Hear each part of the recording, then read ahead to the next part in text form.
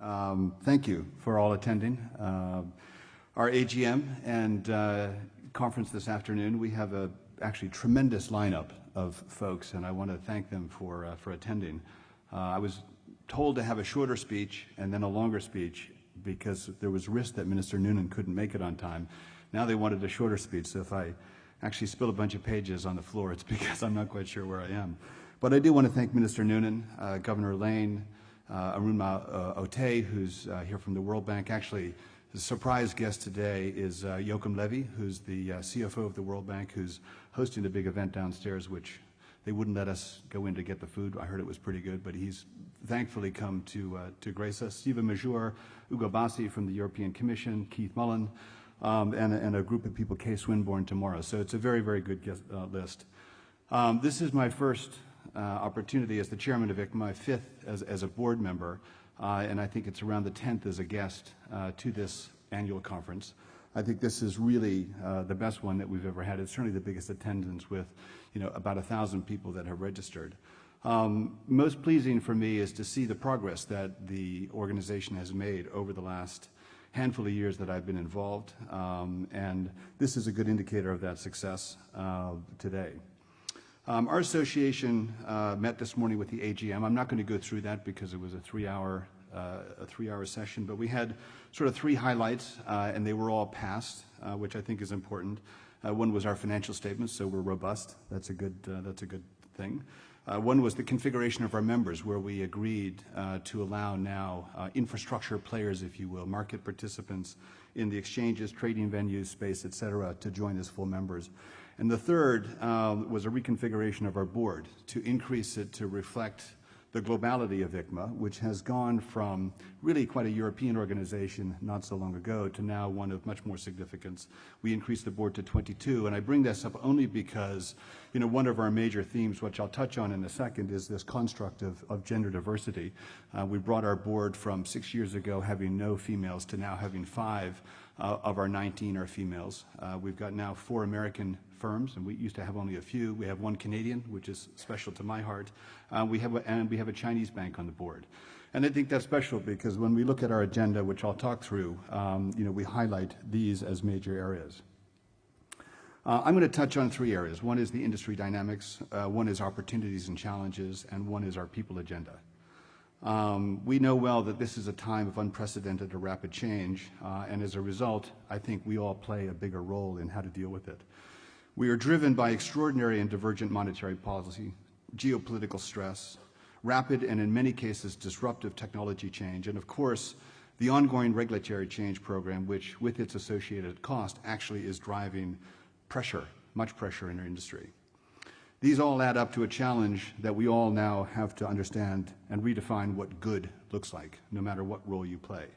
We may hear more of that from Governor Lane today when he talks about his view from a central bank perspective. We are all adapting, and we're all coming to accept the new norms, volatility and lack of liquidity as a new norm. Volatility is a norm because when we look at commodities, equities, fixed income, they are moving in dramatic and wider bands. This phenomena, by most accounts, will accelerate rather than dissipate in the future. We are seeing significant pressure on the classic broker-dealer model, which has served the market well until now. But the proliferation of electronic trading systems, technology in general, and this shrinking pool of liquidity are changing that. Despite buoyant primary markets, this growing lack of secondary market liquidity remains a major problem and a source of potential instability in the system. The mismatch between primary and secondary markets, in fact, is creating an interesting debate on exactly what is meant by liquidity. This is an industry-wide problem, and we and the regulators need to collaborate better on it. We are seeing change in the balance of power from the West to the East, reflecting fundamental shifts in the global economy. At the same time, inexorable progress in the 2 largest Asian economies, China and India, are very, very positive. We must all understand and embrace their contribution and their greater role in the international capital markets.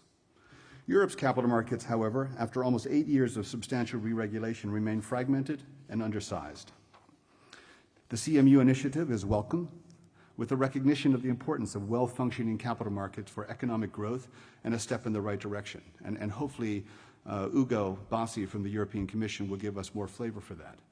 We will also look forward, and maybe he'll touch on it, the progress that such additional substantive achievements as part of CMU in the area of EU-wide insolvency regimes will bring. This would be a game changer for facilitating global engagement with Europe and its capital markets, its growth agenda, and its employment agenda. We have yet to see that, but we're looking forward to it. Times of great change when such an industry restructure are uncomfortable, but at the same time they also create great opportunity. Rather than to try and ignore or deflect these issues and shrink into our own corners, our industry needs collective leadership and a forum to help navigate change. It needs focus and pulling together to positively affect the outcome to these challenges. Forums such as this help achieve that. As I mentioned, we have over 1,000 delegates. We are, in fact, representative of the market, and that's an important thing. We are representative of the front to back of the market. It is our role at ICMA to help position for this uncertain future, to supply the vision which will make it central to the global markets over the next few years, over the next 5 decades, and as we saw in the video, as we've done over the last 5 decades. It is also an obligation to collaborate fully with our industry peers. GFMA and its 3 regional bodies, the LMA, ISDA, etc.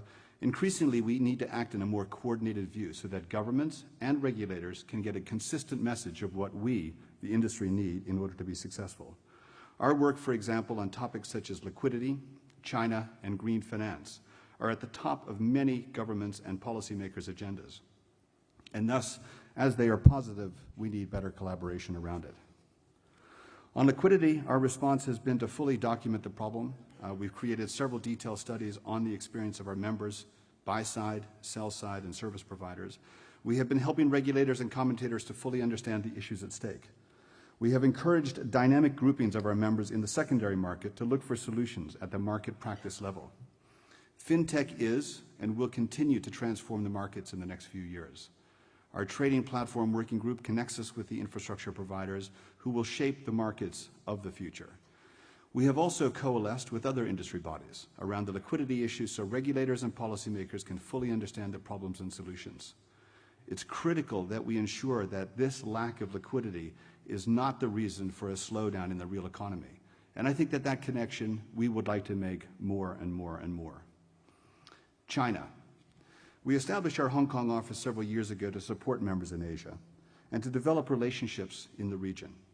Our focus has been on market practices and core policy work, and on China in particular as the largest market. For example, continuous reform has seen the onshore Chinese bond markets open up quickly, and while regulation and initiatives in China change constantly, ICMA has been at the forefront in engaging at the highest levels on the topics of most important to our members, such as issuance procedures, green finance, PANDA, and how to affect the convergence trade between the onshore and the offshore markets and how that relates to the Capital Markets Union.